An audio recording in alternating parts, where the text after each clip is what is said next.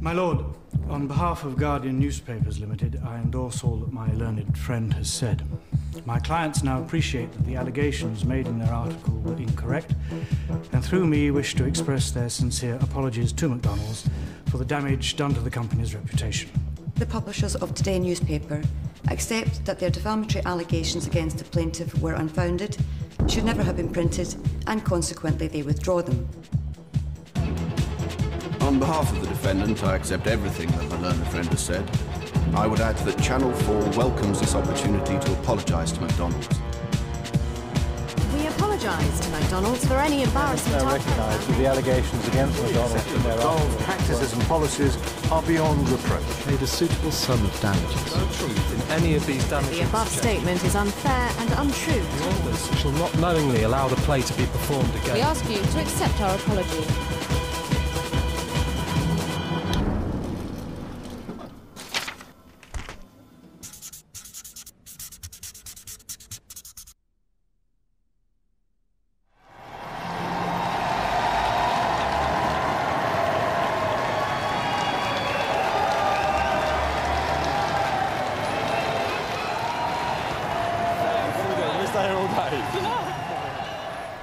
What they've actually done is to hold McDonald's accountable to society on behalf of society. And I think they're heroes of our time. Hold your bag up.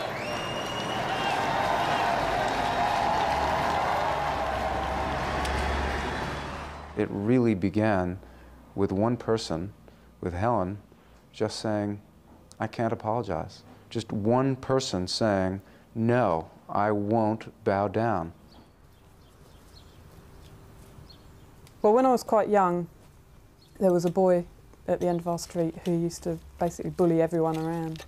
And everyone used to go crying to their mums and dads, you know. And I think eventually my mum got sort of fed up with it and just said, well, hit him back. So I did, and after that, he didn't hassle me anymore.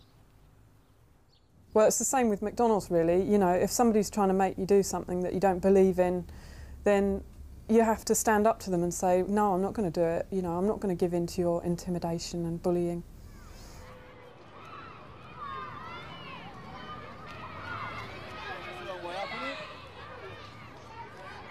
When Charlie was 2, I split up with his mum, and really for about the last 4 years, I've been looking after Charlie on my own, which is obviously a job in itself, full-time job and a big responsibility. I have responsibility to encourage him to question things, for him to be himself and not just like be obsessed with the next Power Rangers toys. He's growing up in a very hostile environment. All the images that are forced on kids from advertising, the media, it's all bombarding him, telling him the way the world should be. Well, me and Dave have been friends since the 80s.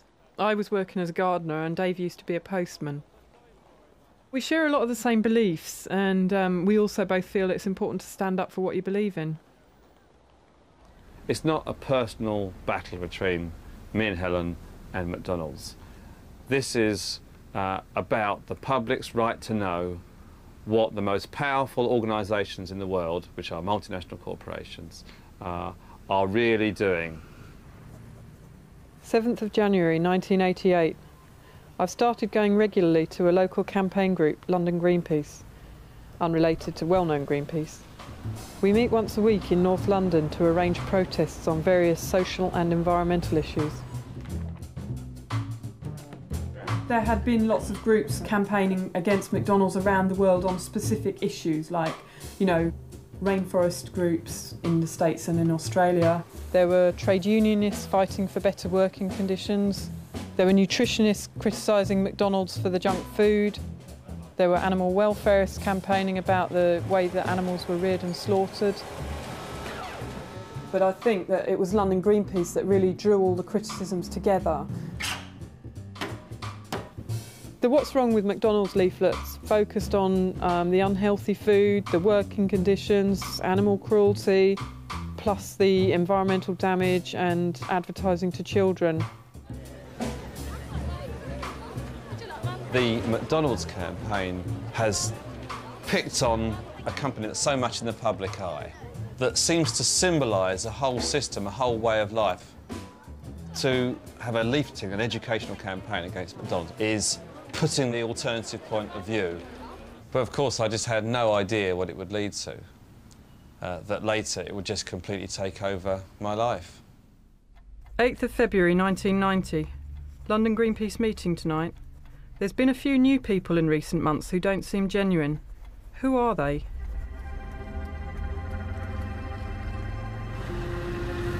Assignment number L11389. As instructed, I left the office at 7 p.m. on the above date and travelled to the office of subject group. Pressing the bell push labelled Greenpeace resulted in the door being opened by a woman of Oriental extraction. I introduced myself with a fictitious name. She did not ask for any other details, and she appeared not to be much interested in my background. This guy turned up at the meetings who didn't quite seem to sort of, you know, fit in. He didn't really say that much about what his politics were. But at the time, we just sort of thought, well, you know, maybe he's a policeman, but we're not doing anything wrong or illegal or anything, so, well, why worry about it?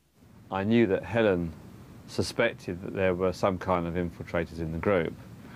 And I said, don't be stupid, that's just something which, you know, you read about in books. My role was actually to notice everything that was happening, where it was being held, describe the place that it was being held in, the people who were there, what they were wearing, what their names were, and everything that was said, and in particular everything that was said in relation to McDonald's. One of the spies, Alan Clare, stole letters, broke into the office to take photographs, followed people home. We were infiltrated for about 18 months by 7 different spies from 2 different agencies. McDonald's hadn't told them about being 2 firms, and so they were spying on each other some of the time. And at some meetings there were as many spies as there were campaigners. I was asked to introduce another person into the group.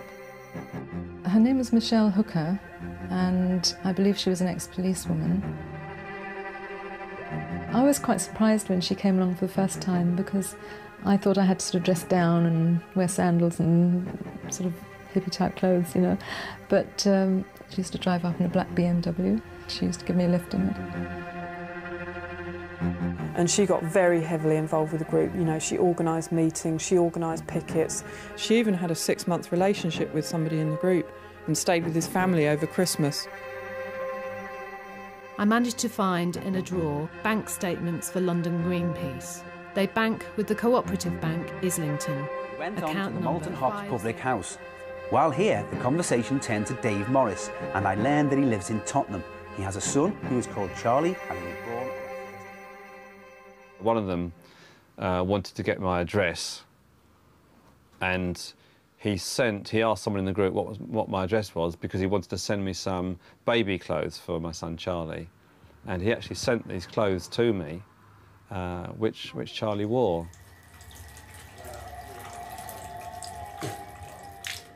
It wasn't until several years later that we found out the real reason that they wanted our home addresses. 21st of September 1990. 5 of us in the group have received libel writs over the What's Wrong with McDonald's leaflets. I think it was dark, and there was a guy standing in front of me as I stepped from the van, and he said, "Helen," and I didn't say anything because I didn't know who he was, and he just threw this envelope at my feet, and when I picked it up and opened it, it was the writ. In with the writ was a letter saying that there'd be a court case unless we apologised. After the writs were served, we had 2 hours of free legal aid, which effectively meant being told you've got no chance. The other 3 people who'd had the writs, they felt that, you know, they didn't really have any choice but to sort of apologise because of the odds being stacked against us. But for me, it just sort of really stuck in the throat to apologise to McDonald's. You know, I didn't think that we'd done anything that deserved an apology. I thought it was them that should be apologising to us. Well, not us specifically, but to society for the damage that they do to society and the environment. Really, when Helen said she was going to go for it, I thought, I'm going to go for it too, because 2 is better than 1. Even though, you know, we were being told it was like a virtually impossible battle, me and Dave decided to carry on and fight it anyway, come what may, really.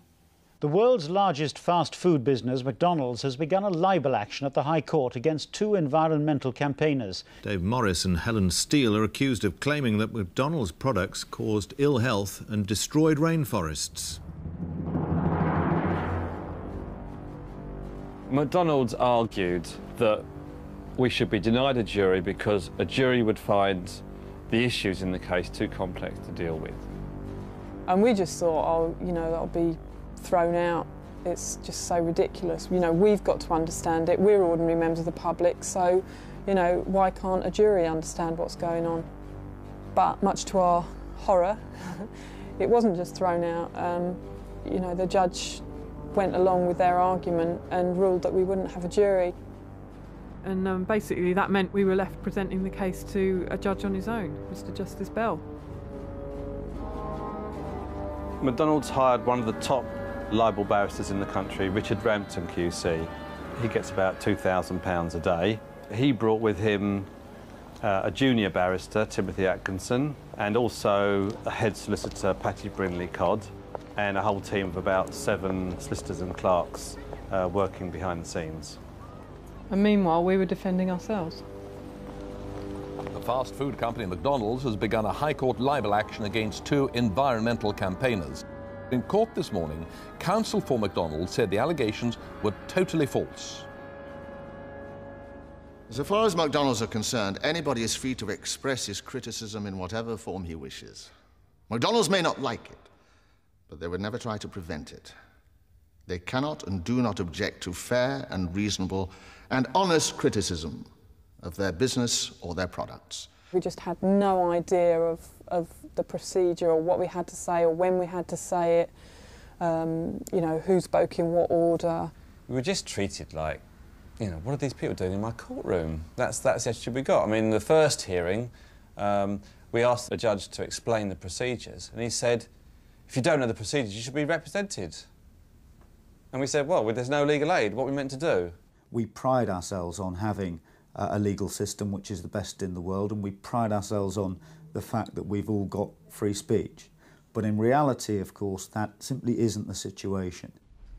You don't get free lawyers for libel cases, so we had to represent ourselves. But luckily, Keir came along early on and volunteered to help us out with legal advice. I immediately saw that McDonald's had a very strong legal team and that it was a complicated case raising all sorts of issues. And as soon as I saw the imbalance, I decided that I would do what I could to help them. The libel laws in England and Wales are notoriously anti-free speech because of the burdens they put on defendants to prove so much of the case. So in this case, David and Helen have to prove the truth of everything that's in the leaflet. McDonald's can sit back and prove nothing. That's a huge and disproportionate burden.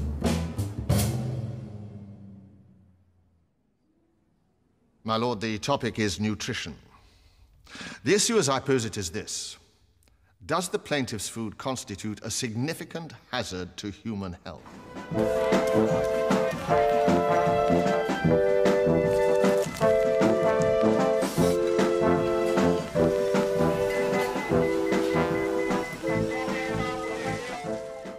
Dr. Arnott, is it not a fact that many responsible international, governmental and academic organisations have said that they consider there's a link between diet and cancer, although the factors are not known precisely?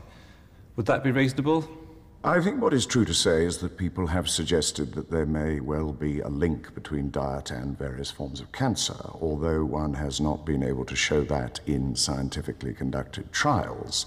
We have conflicting evidence, some of which suggests that there is a relationship between certain items in the diet and cancer, and equally convincing evidence from other studies which fail to demonstrate that.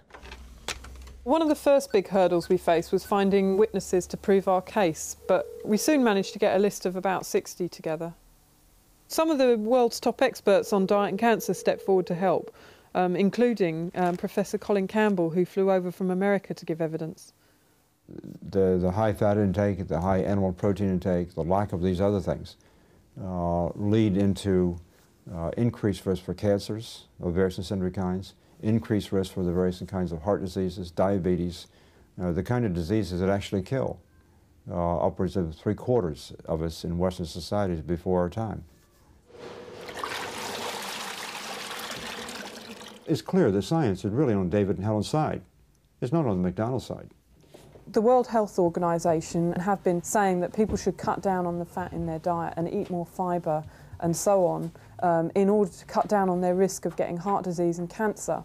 And if bodies such as they are making those statements, then you should be able to say it. Whether or not you can call some top expert to, you know, prove it conclusively is irrelevant. I think worldwide, if you look at the rise in fast food consumption, it's very closely linked to the rise in obesity. Throughout the Western world, life expectancy is probably going to decline because of the obesity epidemic. You know, you can point to many causes, complex causes of obesity, but I think there's no question that the amount of fast food and soda that people are consuming is a major cause of obesity. Everywhere that the American fast food diet goes, people get bigger.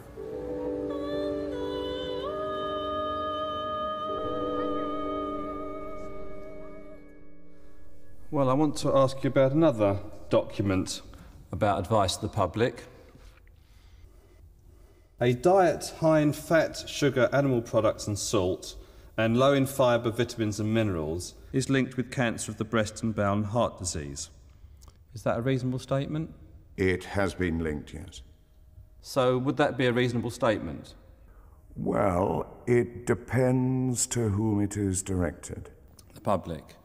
If it's being directed to the public, then I would say that it is a very reasonable thing to say. But if it's being directed towards the scientific community, then I think one would be a bit more careful in the language that one used.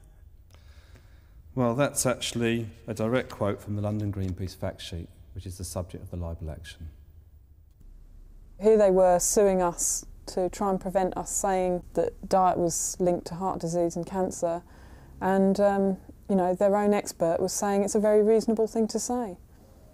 I mean, to me, that should have been the end of it. The judge should have said, right, well, we don't need any more on this. The cross-examination was devastating so far as McDonald's were concerned, and many top lawyers would have been very proud to have got the answers that Dave and Helen managed to get out of McDonald's experts.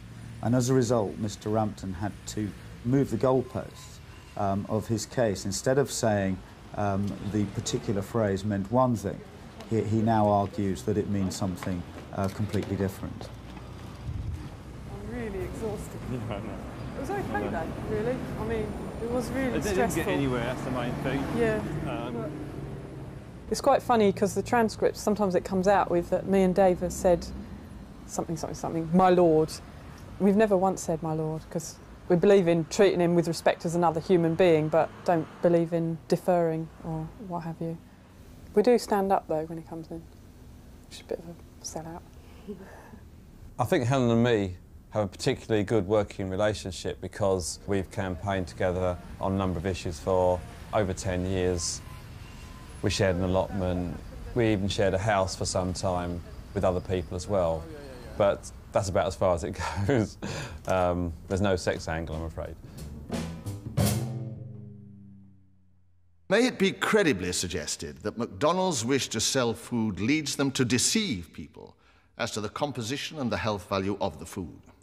McDonald's spend $2 billion every year creating an image of the company that's nothing like the reality. I meant McDonald's.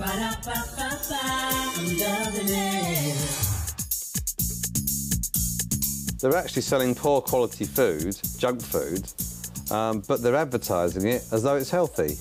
We tracked down an excellent witness on this issue who came over from Texas to give evidence. The point was the entire ad campaign, not one little claim in one little ad, but the whole campaign was intrinsically deceptive. We didn't mind them promoting their foods. We weren't trying to stop them from selling their foods.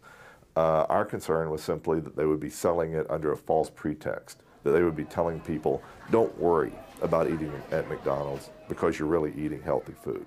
And I do believe that for McDonald's to call its food nutritious is a lie to the public, whether the British public or the American public. Do the plaintiffs aim, and I quote, nearly all their advertising at children? Kids, let's teach everyone the new McDonald's song. It was realized pretty early on that people's eating habits are formed in childhood, and that if you got people eating this food young, they would eat it for the rest of their lives. The average American child sees 20,000 junk food ads per year on television. And that is their nutritional education. That is how children are being taught about food. There's no aspect of children's conscious life that they haven't tried to infiltrate. The home, through television, schools, through advertising in schools, through marketing in schools, movies, sports, you name it.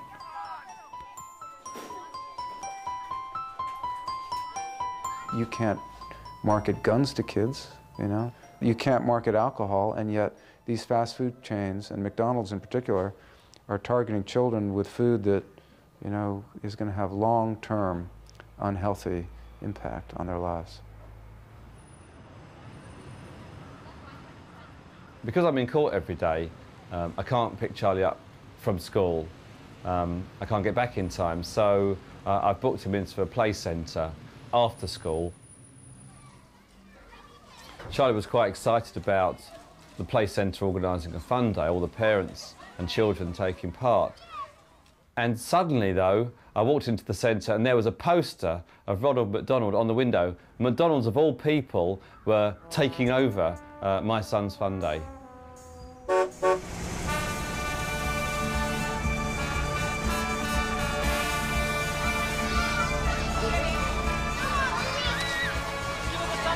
So on the day, Ronald McDonald and 12 minders turned up, bringing with them a so-called donation of £500. But it was obvious it was nothing to do with helping the community. It was just about great publicity for them. I don't think I've seen so closely just how pernicious their tactics are in invading the minds of children and hyping them up and effectively brainwashing them. No videoing. Sorry. The magic word we will use today is Ronald McDonald. Now, when I count 1, 2, 3, I want you all to shout as loud. 1, 2, 3. Call that a shout. Try again. 1, 2, 3.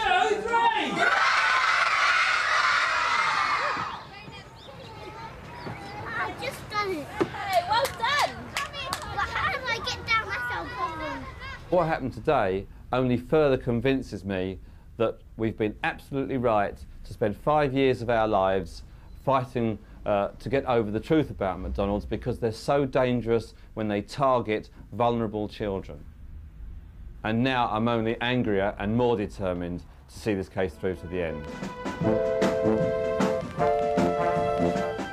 McDonald's, to try to justify themselves, have had to bring all their big guns into the witness box. Researchers, paid consultants, heads of department, top executives, members of their board of directors.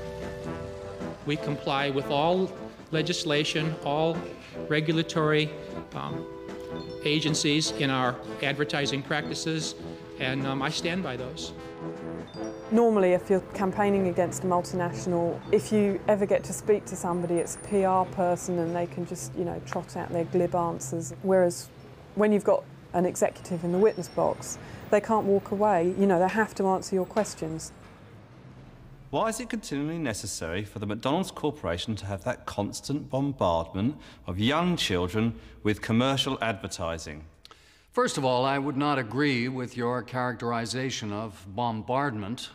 It is certainly a large marketing effort, and if the children enjoy these activities, we would want them to participate in them. Obviously, we want them to remember McDonald's, and by remembering McDonald's, the next time they have a chance to go out to eat, they might select that over one of our competitors. Lots of fun. Lots of fun for everyone. For everyone. Advertisers like McDonald's are very aware of pester power. Pester power is, as any parent will know, is the ability children have to pester them for something that they want, and they can exert a tremendous amount of influence. And this has been recognised by marketeers. One of the biggest battles that we had throughout the trial was getting McDonald's to hand over the relevant documents. It took literally years before they handed over their operations manual, or the Bible as they call it. Remember, children exert a phenomenal influence when it comes to restaurant selection. This means you should do everything you can to appeal to children's love for Ronald and McDonald's. Birthday parties are an important way to generate added sales and profits.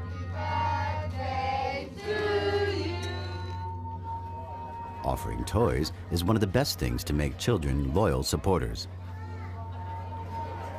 McDonald's give away gifts and collectible items with many of their meals, particularly their Happy Meals, which are targeted towards younger children. And of course, if you want to collect the whole set, you have to go back week after week. The sign that says you're welcome, a visit to McDonald's makes your day. Hi, boys and girls. How you doing today? It's Ronald McDonald, your friend, and boy, gosh, by golly, we're going to have a lot of fun today. I mean, I was like, who was the guy in the Third Reich who was the propaganda minister? You know, that's what I was, you know, Ronald McDonald. Kids love him, and they don't know why they love him. They love him because they were told to love him, and somebody paid somebody to make them love him. These are adults trying to manipulate little kids to get their parents to spend money in a certain way. And if they were selling the most wonderful health food, maybe you could justify it. But that much time and energy and effort to manipulate children to do something unhealthy is pretty appalling. I'm drinking Coca-Cola. I mean, anybody can really manipulate a child, you know, this is not that difficult. And I just went home one night and I said, no, I cannot do this. I can't live with myself if I continue to do this. 19th of August 1994. McDonald's wants to settle the case out of court. They must be worried. We're not going to let them off the hook though. Don't want anyone else to have to go through this ordeal. We got a note out of the blue that McDonald's wanted to meet us any place, any time. And they would fly over members of their board of directors, which they did, because they wanted to settle the case. And they flew over to have secret talks with us, me and Helen. I think it would be prerequisite to any settlement we made that we agree on how it would be portrayed. Because you're good at this press stuff. And I don't want to get involved with it. I don't want to have to worry that you're going to go out and say, this guy flew over to America with a bag full of money. Privately acknowledge that this is a stupid lawsuit or something. I can't take a chance of being stung twice. You've got principles. You believe what you did have done. We're just as highly principled as you are. We did. Our main motivation, I think, was not to interfere with freedom of speech, but to prevent total untruths and irresponsible things from being said. Like that the wages are low. We can, minimum wage is low pay. Trying to stop people from saying that in this country to make it illegal speech. But why shouldn't we say things in the UK that people can say in America? Because you choose to live in a country where maybe you can't say those things. They allow caning people in Shanghai too. That doesn't mean we're going to go cane you. We made it absolutely clear that we would only consider allowing them to pull out of the case if they apologised to all the people they'd sued in the past who had made similar criticisms to us, and guaranteed not to sue people in the future. We won't agree not to file suits against other people. We will not discuss our going back and apologizing or paying compensation to anybody not in this room. It's quite serious to say to someone you can't hand out any leaflets full stop. I don't think you ought to hand out leaflets about McDonald's. I think you've played that card. No, you've done it. You've had your day in the sun. And I'm insisting that any comments you make about McDonald's has to be private.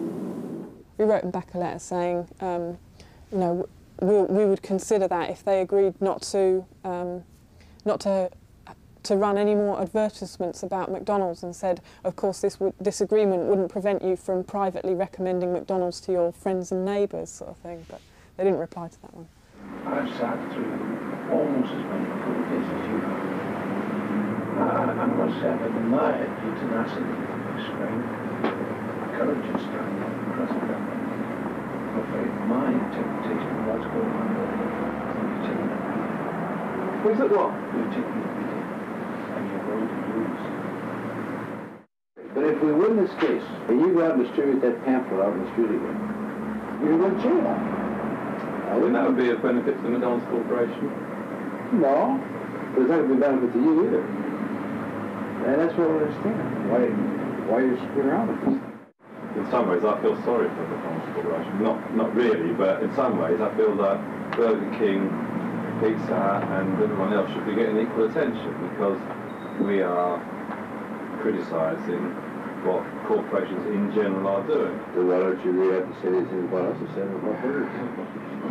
Well, then we want people to be able to say about anybody. There was really such a gulf between the two sides that they just couldn't bear to accept any of our demands, really.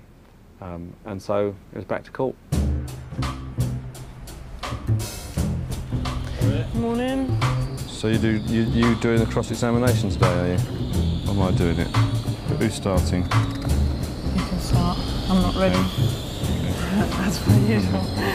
Mind you, are you ready?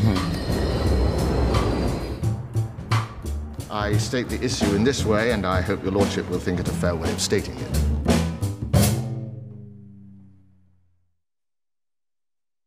Is the plaintiff's use of resources significantly detrimental to the environment?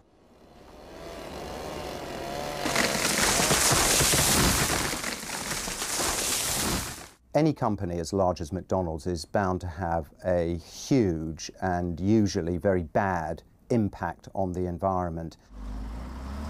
I mean, when one thinks of all their tens of thousands of stores worldwide and the demand that McDonald's as a corporation creates for wood and paper pulp and chemicals and metals, the environmental impact of these production processes is huge. We take our environmental responsibility very seriously. We take the goals of reduce, recycle, and reuse and apply them where practical across the entire business. McDonald's has absolutely nothing to do with the rainforest in terms of beef production. We never have, and we never will. We always knew it would be an uphill struggle to get evidence of direct involvement by McDonald's in tropical forest destruction. After all the witnesses and the official documents and so on were on the other side of the world, and we didn't have the resources to track them down and bring them to court. you sit back and think about some of the witnesses that could have come on behalf of Dave and Helen, but didn't because nobody could pay their airfare, the verdict pales into insignificance. It's meaningless. If both sides had had all the witnesses they wanted there, then a true verdict might have been possible. But with the best will in the world, the judge can only give a verdict according to the evidence, and the evidence costs money. Isn't it a fact of life that virtually every main street has a great amount of McDonald's packaging? Oh, it is not a fact of life. Dozens, if not hundreds of items. Not a fact of life. I walked through Paddington this morning. I found one McDonald's package which I disposed of. So I think that is a gross overstatement. There were 2 on Waterloo Bridge this morning, but I didn't dispose of them, I'm afraid. I would have done.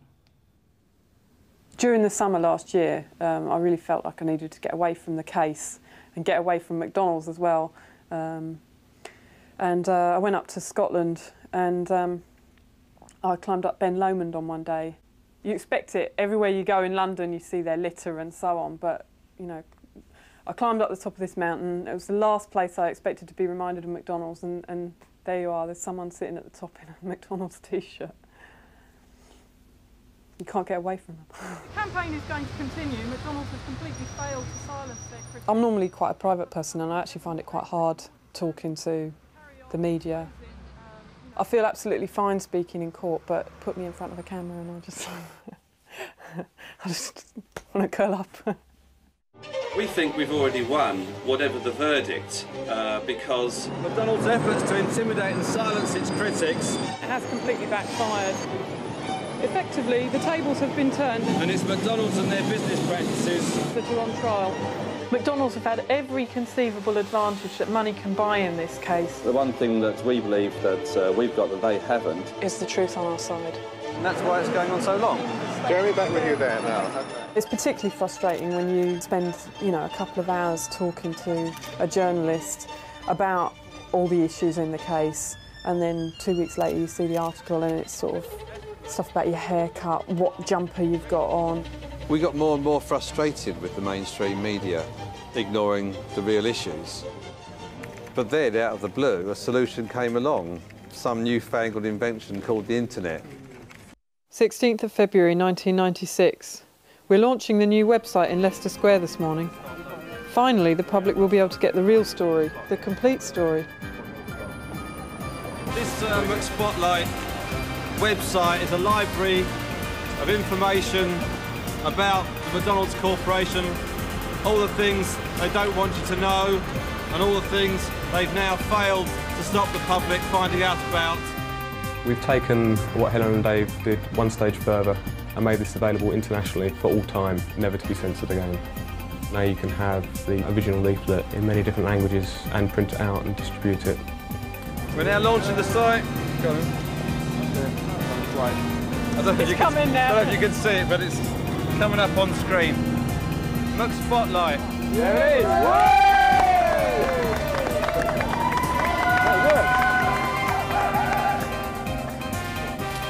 We see what we're doing as enabling society to have the information it needs so that people can choose whether they want multinationals, whether they want junk food, whether they want McJobs, because they've got the full information to decide for themselves. You do not see, for the most part, strong, outspoken criticism of McDonald's by the major television networks because they're so dependent on McDonald's and the other fast food chains for the advertising dollars.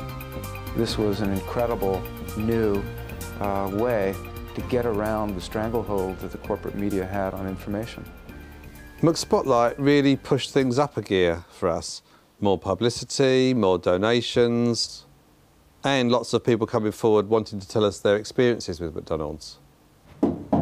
Sarah, it's about 8:10. We've had a lot of witnesses coming from all over the world and had to find a place for them to stay. We couldn't afford hotels, so quite a few of them have stayed in this house upstairs in my spare room. Been a bit of a culture shock the first day I got here. And he showed me where the bathroom was. I said, well, where's your shower? Like, yeah.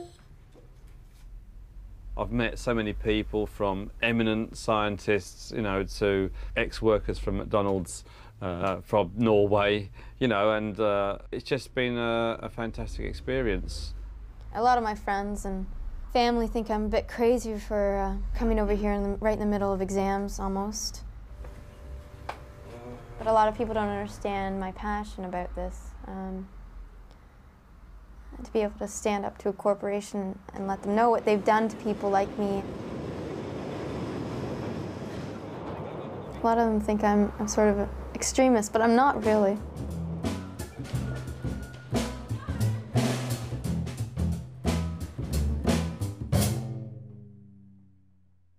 Then I pass to employment. The issue I pose here is, do the plaintiffs cynically exploit their workforce for the sake of a fast buck? Are the plaintiffs hostile to trade unions? We believe companies should be profitable, but profit cannot be the only consideration. And in the case of McDonald's, it seems to be absolutely the overriding consideration.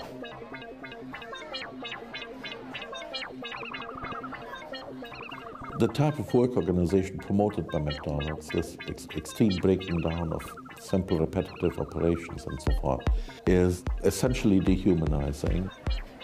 The McDonald's kitchen is deliberately designed to control workers and offer as little initiative and creativity and voice to the worker as possible. They're basically treated like cogs in a machine. It enables the worker to be extremely replaceable.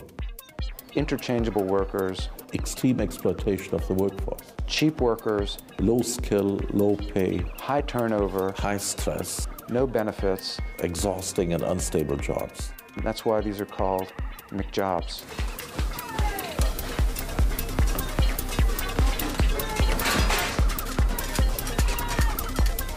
I love the way you turn it. It's great.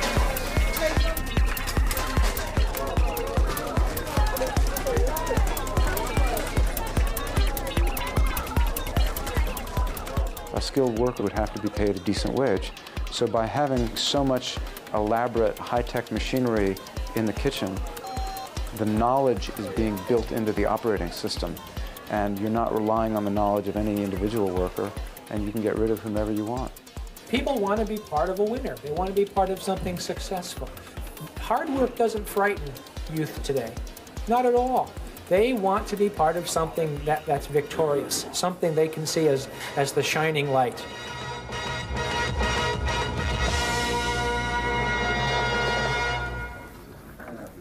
Good morning. Welcome to Hamburger University. It's no surprise to me that as many as 2/3 of the fast food robberies are inside jobs, either by workers or former workers or friends of workers. When you're happy with your job, you don't generally try to hold up your employer at gunpoint. Well, in Ontario, there's 2 minimum wages.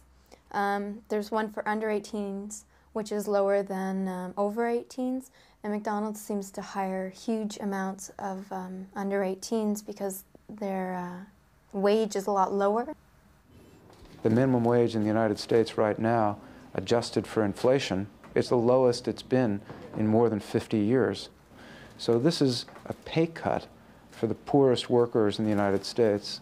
The fast food industry has played a large role in ensuring that the poor get that pay cut, and the ripple effect you can see throughout society. How many billions of dollars do they make profit in a year, you know? If they could maybe give half of that back to their employees, you know, it might be better. When we argued that in court, the judge kind of intervened and said, you know, the company's owned by shareholders, and if the shareholders don't keep getting these profits, then they won't be shareholders, and then the company will close down. He seems to be sort of completely judging it on their terms. You know, we're entitled to put forward a different view and argue that we want a society that's not run for the benefit of shareholders, but that's run for the benefit of everybody. When I was a postman, I was secretary of our trade union branch and very involved in trying to improve conditions at work. I remember delivering letters to a McDonald's store, and when I saw how they used to treat their workers, that's when I first thought that there was something really dodgy about the company. If somebody amongst the crew was a member of a union, or wished to be a member of a union, they would not be allowed to collect subscriptions, would they, from other people in the store? No, no. They would not be allowed to put any notices on the notice boards? No. They would not be allowed to inform the union about conditions inside the stores? Well, I don't know how we could stop that. If we found out about it, yes. Can I summarise it this way? They would not be allowed to carry out any overt union activity on McDonald's premises? That's absolutely correct, sir. Can you do better than that? It got to the sort of stage where I just felt I was going around the twist, continuously thinking about McDonald's. And believe me, it does get mind-numbing thinking about McDonald's the whole time. It had the effect on me if I ended up dreaming about them as well, which was really horrible. I mean, it's more like nightmares. I got a job working in a nightclub. It's just quite a release from the case because it's so busy in there. I work there on Fridays and Saturdays from 10 at night until 3 in the morning, and I get paid £64 a week, and that's basically what I live on.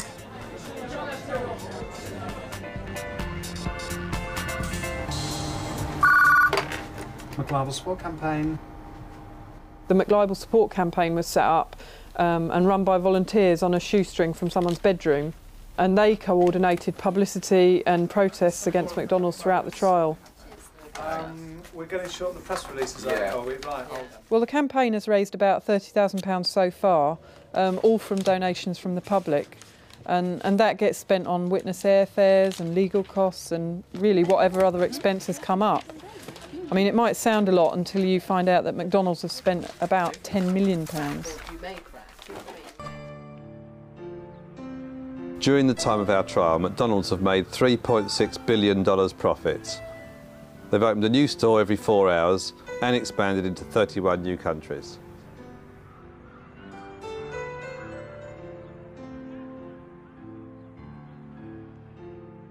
It's not just what goes on at McDonald's itself that's the problem. It's that key practices that they've pioneered over the last 50 years are spreading throughout society and becoming the norm. And those key characteristics would be uniformity, conformity, and control. Control over the worker, control over the consumer, and a very homogeneous culture that tries to stamp out genuine iconoclasm and tries to control what can be said about these companies publicly. We've invested our lives, especially the last 3 years, have been just constant pressure of administration, of the paperwork, preparations and questioning and all kinds of legal complexities, all down on us all the time. Principles extracted from the case of Derbyshire are equally applicable. After court on Friday, I went to the doctors and got a certificate to say that I'm totally exhausted and that I need a break. I just felt totally burnt out and I wasn't really able to carry on. So we're going to be making an application for the court to be adjourned for 2 weeks. Just so much stress, really, that we ended up taking out on each other. It's actually very easy to shift things from one document to another. That's just a fact. Well, if you took about 2 minutes, you could. No, I can't. As the case goes on, it's even more difficult just to do the basics in looking after him because I'm just getting exhausted. And and he picks up on it. When he's in the way instead of just being at home and being himself. Are you glad that your dad did the court case then, or do you wish he didn't? I'll be doing more things. More things as well. What more things with him, you mean? Yeah. And I'll have a bit more toys as well, I think. How come? I'll have more time to get a toy. The doctor recommended that I should have a 2-week rest break, but the judge basically ignored it and ruled that the trial had to continue. 1st of November 1996. McLIBEL is now the longest trial ever in English history. Certainly feels like it. Nearly 2.5 years already. A bit longer than McDonald's original estimate of 3 to 4 weeks. But at least the end is in sight now. My lord, the rearing and slaughter of animals is next. Here I express the issue in this way. Are the methods by which animals to make McDonald's food are reared and slaughtered cruel and inhumane? Would you summarize for us what is your attitude to the welfare of animals which are used to produce food for human consumption? My conceptions are that no animal will put on weight or grow unless it is healthy and consented. You cannot force an animal to increase its weight. So I definitely think that we have consideration for animals and their well-being, and I do, both in terms of abattoirs and in terms of farming.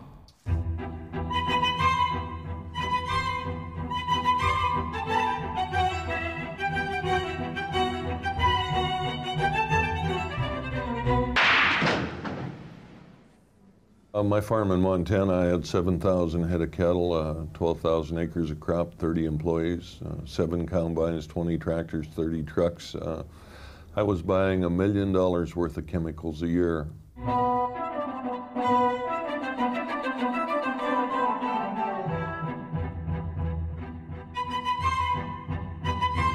We'd eliminated the birds, killed the trees. My brother had died of Hodgkin's disease, which we found caused by dioxin from the weed spray we were using, 2,4,5-T, better known as Agent Orange in Vietnam.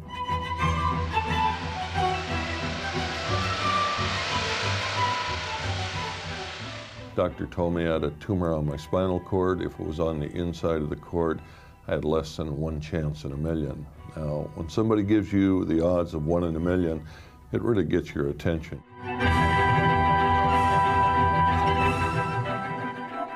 And I had to admit that I had done some things to that farm that were not very good.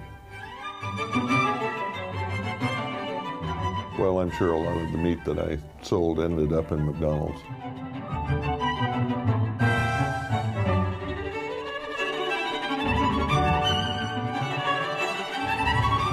Our standards exceed minimum legal requirements. And if those legal requirements need to be adjusted, that's really a matter for government, it's a matter for agriculture, but I want to know about it.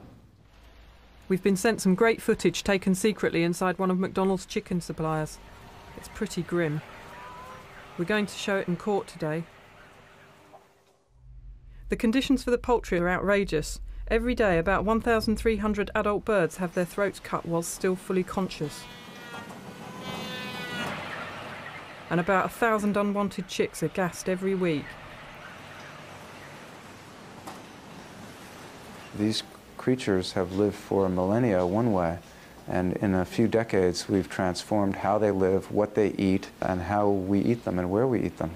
So BSE and E. coli 0157H7, and now maybe even avian flu, is a logical result of fundamental transformations in how we treat animals, how we have transformed animals from sentient beings into industrial commodities and units of production. Most people have no understanding at all that animals are being fed to animals. They have no idea that we are feeding arsenic to chickens, that we end up recycling manure back through the animals, that we feed them cement dust. Most of us have no idea in the world who produced our food, what they used on it, what it'll do to us, the environment, or the animals. The point I was making was that Mr. Walker seemed to be accepting that as a result of the meat industry, the suffering of animals is inevitable. Is that correct? Are you asking me a question? Sorry. As a result of the meat industry, the suffering of animals is inevitable. The answer to that must be yes. 17th of July 1996. Evidence finished. Yes. Now somehow we have to condense all the evidence into a coherent closing speech to convince the judge to rule in our favour. We've got 40,000 documents, 20,000 pages of testimony. It's impossible without a trained team of, 10 lawyers to even read a tenth of it. Just too much for us. I mean, we're so exhausted and we're just losing concentration now at this crucial time. it's quite possible that, you know, we could fail at the last hurdle in this case. It's got to the point where I just don't have any time for Charlie anymore, and you know, communication's broken down between us, and I just end up shouting at him, and I just got to say, look, Charlie, just go off and play because I've just got work to do. I mean, it's already 2 in the morning and I'm completely knackered, and yet, you know, tomorrow morning I've got to stand up and we've got to speak for 6 weeks non-stop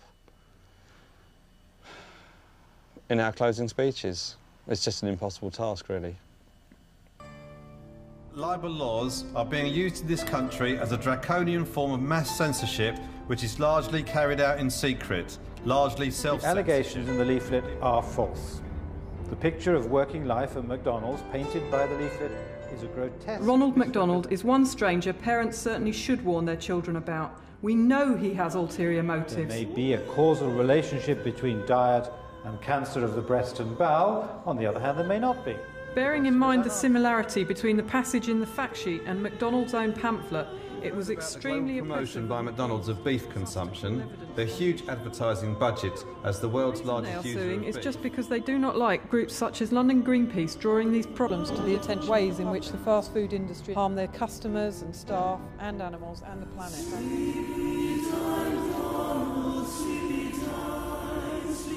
One of the reasons the fast food industry grew so quickly and is still the food of the poor and ordinary working people is that it's cheap.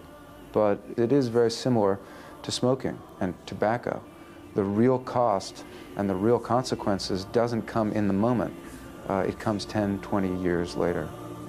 When you look at the cost to people's health, when you look at the cost to the environment, when you look at, you know, how our labor system has been transformed, and on and on and on, this is not cheap food. This is extremely expensive food. This food is too expensive for our societies to pay for. Because wealthy people and corporations control all the media, it's very easy for them to, you know, shape the way we see the world. Buy this product and you'll be happier, and for them to convince us that, oh, there's no point in fighting back and that actually everything's okay, and just leave it in their hands.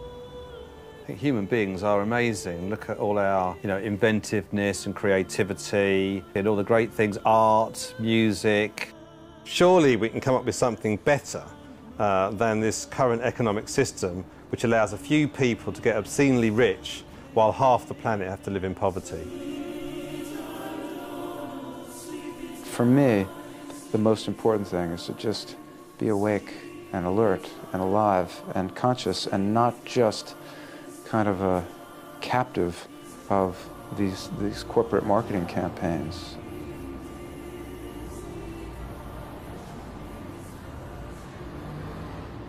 Right now, we have governments that are doing the bidding of multinational corporations, and they are, in fact, the government of the world. Can they totally intimidate individuals? Can they remove our rights and freedoms? That's what this trial is all about. The trial will not be decided in high court. The trial will be decided in the court of public opinion.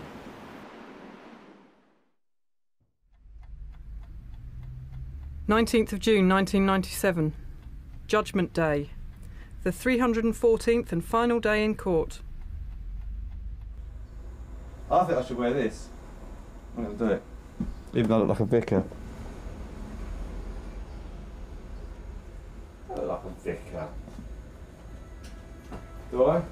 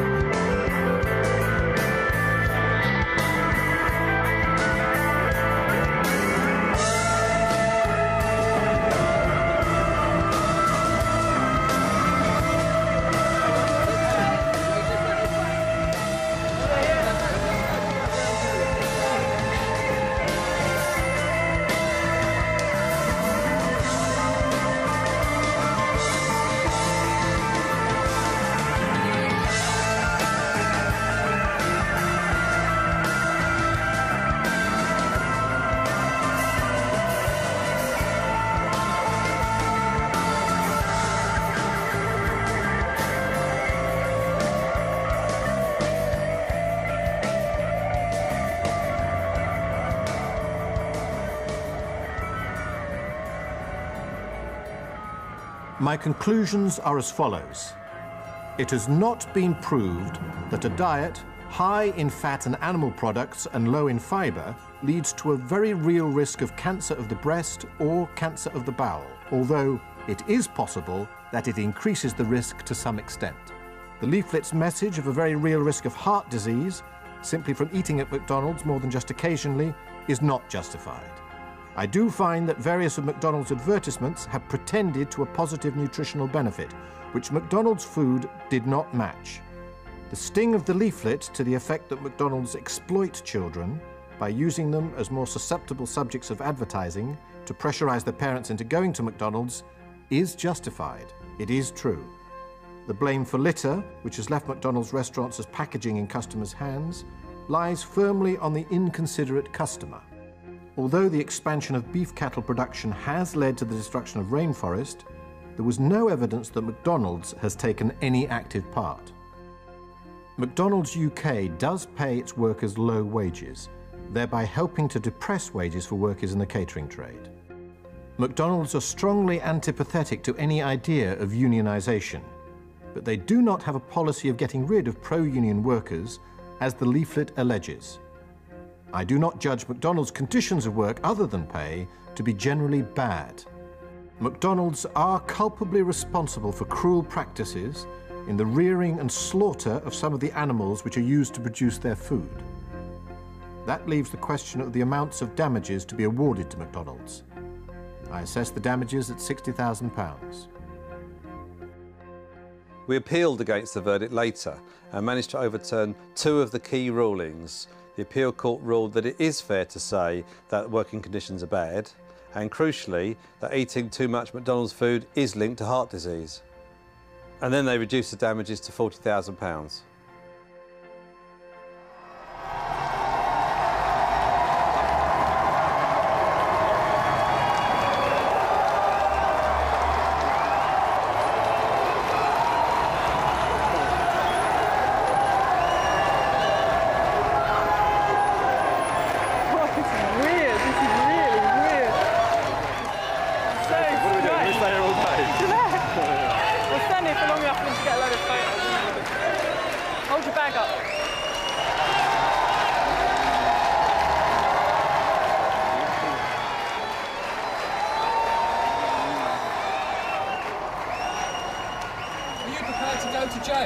We're prepared to do anything it takes to defend the public's right to criticise multinational corporations.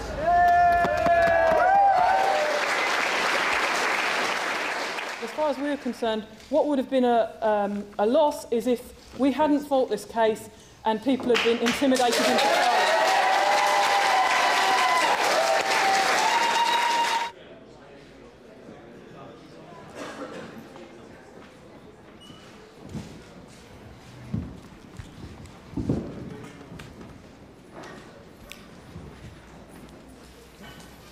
We are, as you can imagine, broadly satisfied with the judgment given this morning. It's my responsibility to protect our reputation, and that's exactly what we've done. Very serious allegations were made about our company. They were proven to be false. They had the McLIBEL team, the expert team of lawyers working for the last 5 years behind the scenes and in court for them. That's where the victory lies, in the fact that Dave and Helen won almost half of this case with those odds stacked against them. But he said you exploit children by using them as more susceptible subjects of advertising to pressurise their parents into going to McDonald's. Well, I don't remember the exact words. When I have a chance to read the specifics, I'll be able to comment. What's your response to those precise words? I don't know that he said those in that context. I'll have to look at the complete document. The judge has ruled in our favour on all those counts. What action is the legal system going to take against McDonald's? That's the question everyone should be asking. Well, this wasn't a matter of costs. It wasn't a matter of damages. It was a matter of establishing the truth. That's what we set out to do. That's exactly what we did. We're not going to pay the damages. McDonald's don't deserve a penny, and in any event, we haven't got any money. Are you going to pursue the damages?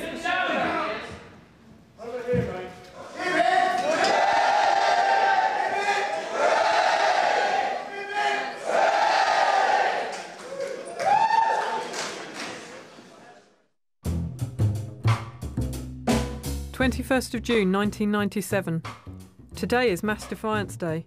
There's going to be protests outside over 500 of McDonald's UK stores and lots around the world too. They haven't seen the last of the leaflet.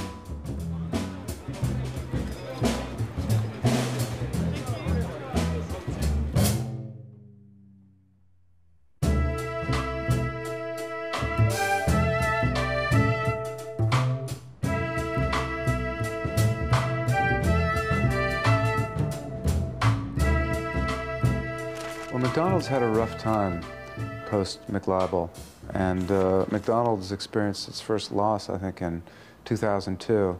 I think in a long-term sense, they're in big trouble, and I think that McLIBEL had a great deal to do with that in terms of unleashing this torrent of criticism. Besides the American way, get it back, get it broke, either way you're gonna pay. These numbers are outrageous. Unfortunately, you cause some major harm to your heart, your liver, your blood. It's not as though there are people setting out to tarnish their image. It's just the reality of their business practices are becoming known. Some of the issues that Dave and Helen were raising, such as junk food and advertising to children, were not widely debated 10, 15, 20 years ago. But now they are mainstream. The case appears to have altered McDonald's tactics. Since the case, I don't think McDonald's has even threatened anybody with libel proceedings in similar circumstances. Well, I didn't want to go to jail, but, you know, I think I would have been prepared to do it just because otherwise the alternative is to give in to their intimidation. I think they just realised it would be a complete PR disaster to have us jailed and, you know, just loads more bad publicity for them, so they gave up. And then on top of that, they've never collected a penny in damages. I mean, obviously we weren't going to pay any, but they haven't even tried to come after us. After the trial finished, I carried on working in a nightclub for several years, and then I spent a couple of years training as an electrician and qualifying as an electrician.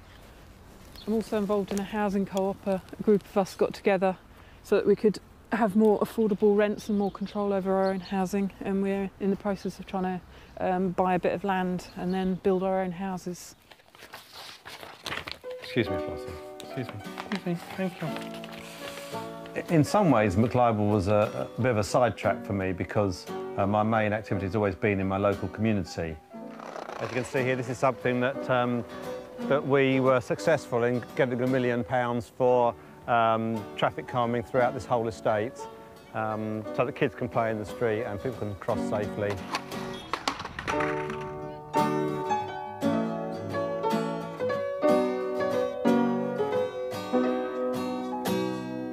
I'd actually like to be an actor slash stuntman, believe it or not, because I enjoy acting and just, yeah, being creative. 5th of September 2004. Train to Strasbourg with Dave for the European hearing. We've beaten McDonald's, now it's the UK government's turn. Dave and Helen are now taking their case to the European Court of Human Rights, which is the most important court in the whole of Europe, and will seek to argue that UK law is in breach of the European Convention of Human Rights, so the stakes could not be higher. The European Court is going to have to consider a number of fundamental issues about English libel law. The first is the obvious unfairness of a system that allows one party to have huge amounts of resources and lawyers, and the other to have none without any legal aid. It's only for libel proceedings that you can't get legal aid. In every other kind of legal case, legal aid is there to achieve the balance that's required for justice.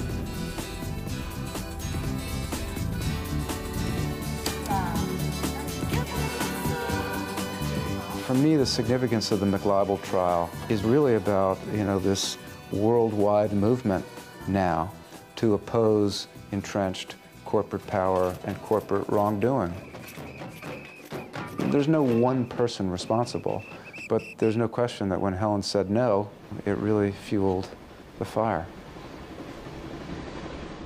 I'm not going to bet you money that McDonald's will vanish tomorrow or that we will suddenly you know, transform our society into a compassionate and caring and humane one tomorrow.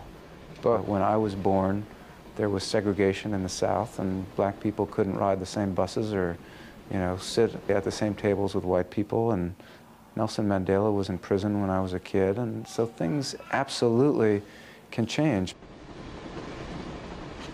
Okay, so we know you don't like corporations, but what's the alternative?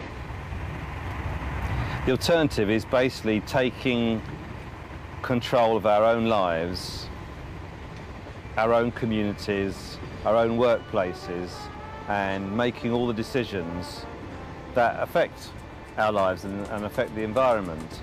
You know, deciding what happens to the resources, deciding what work needs to be done. People say, oh, it could never work, you know, you just have people going around and doing murdering and stealing and things like that. But actually, that's what happens in this society now. You know, you've got corporations and wealthy individuals that own vast swathes of the planet and deny other people access to them. And it's basically stolen from everybody else. Obviously, there's always going to be problems in any kind of, you know, group of people or society or whatever, but you want to remove all the unnecessary problems. For example, poverty in the midst of plenty, or some people owning 50 houses and other people don't have a home to live in. Most so-called kind of antisocial behaviour is actually people fighting over the crumbs that are thrown from the table. The real people who are behaving antisocially are those that control all the resources and deprive other people of what should be shared amongst us all.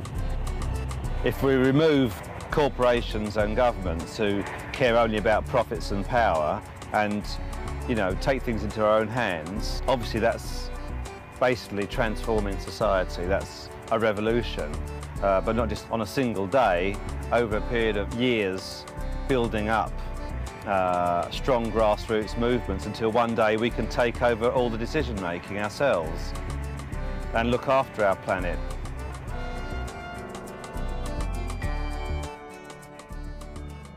September 2004.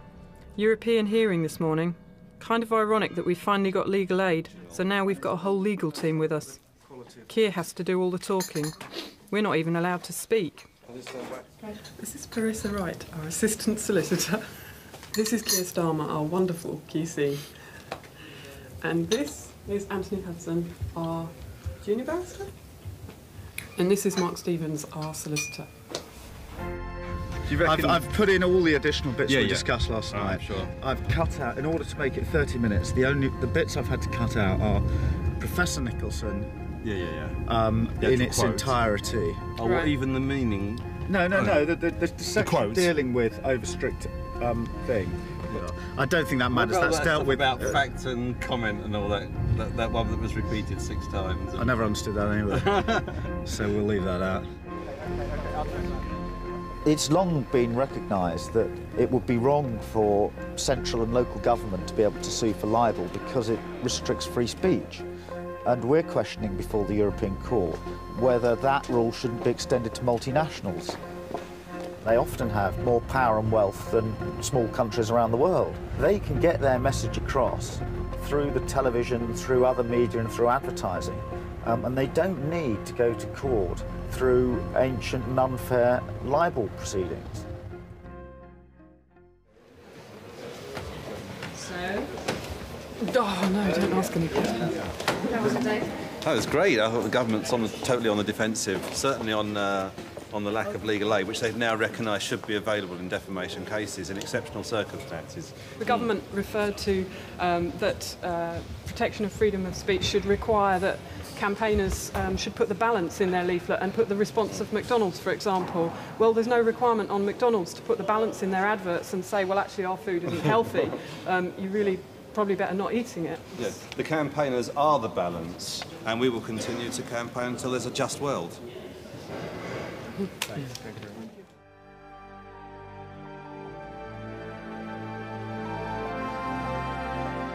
15th of February 2005.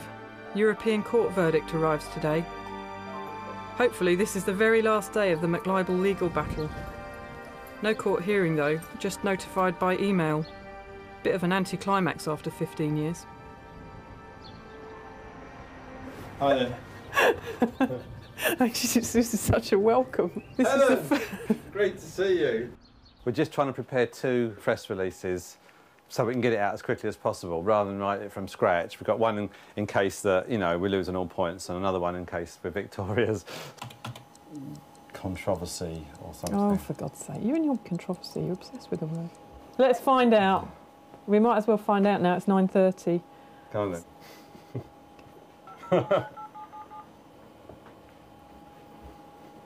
No, we're just checking it right now.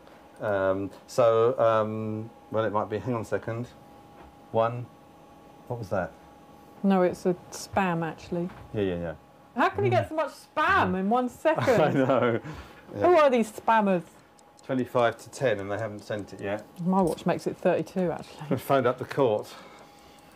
I think that might be a little bit impatient. Isn't it? Stop. No. Internet, see it's coming in. Don't shut that! Oh. Don't shut it! Okay. I'm going to phone the court. It's ridiculous. See if they've sent it. Can get the number. Just don't. They're probably trying to sort it out, and you making endless phone calls is not going to help. No, you're saying there's a technical problem.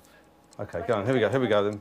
For someone who doesn't care about the European Court verdict, he's extremely excited. I'm not excited. I just want to get it over with. For God's sake. Actually, I've got an extension. We can. It's here. Okay. Here. Good. Da-da-da. It'll take half an hour to download. It will.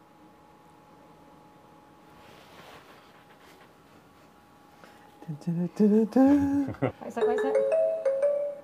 European Court of Human Rights press release issued by the Registrar. The European Court of Human Rights has today notified in writing a judgment in the case of Steele and Morris versus the United Kingdom.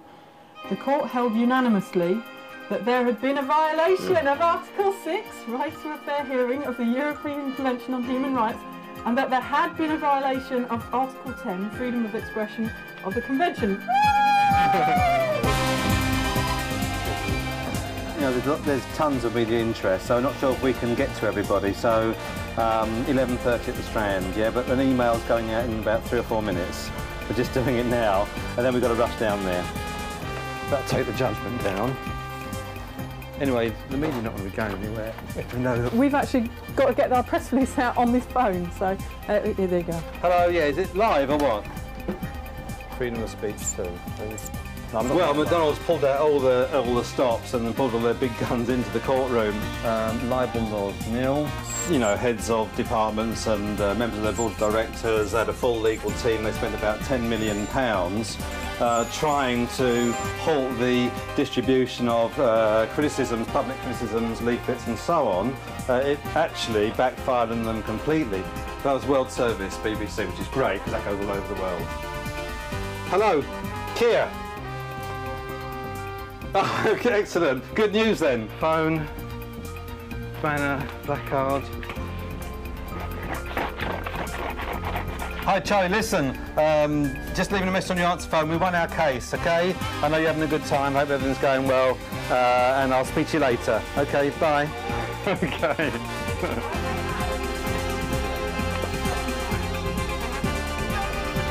Okay, let's do it.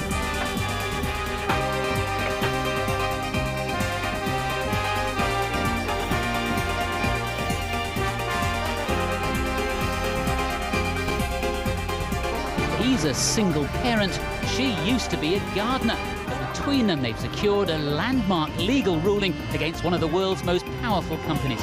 Still protesting after all these years. But today, Helen Steele and David Morris have something to celebrate.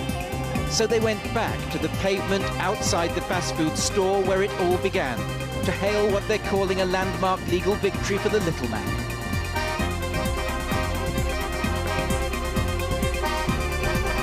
The government says it's studying a court ruling in favour of 2 environmental campaigners who successfully challenged English libel laws after being sued by McDonald's. McDonald's, and indeed any other multinational company, will think very carefully before launching a legal action like it again. Good evening. They lost to McDonald's, but today they won against the entire English legal system.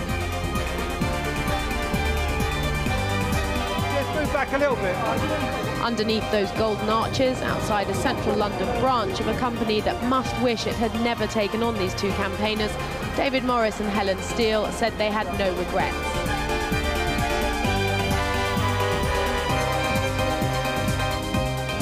Over this leaflet cost McDonald's an estimated £10 million. Even before today's ruling, it's been described as the worst corporate PR disaster in history. Appropriate then that two people who would probably never go inside a McDonald's hold their press conference outside the fast food chain. They say the resistance will continue. The important thing is that people should always stand up and fight for what they believe in, and make the criticisms of the way that society is currently being run. In the David and Goliath situation, you versus the multinational, despite all those findings against them, fundamentally they won. I don't think so. I think fundamentally they lost.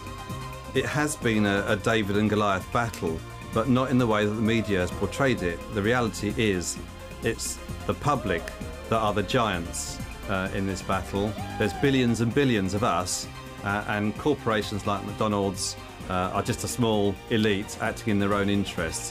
When the public begin to stand up and get organised and speak out about injustices, then nothing can stop us.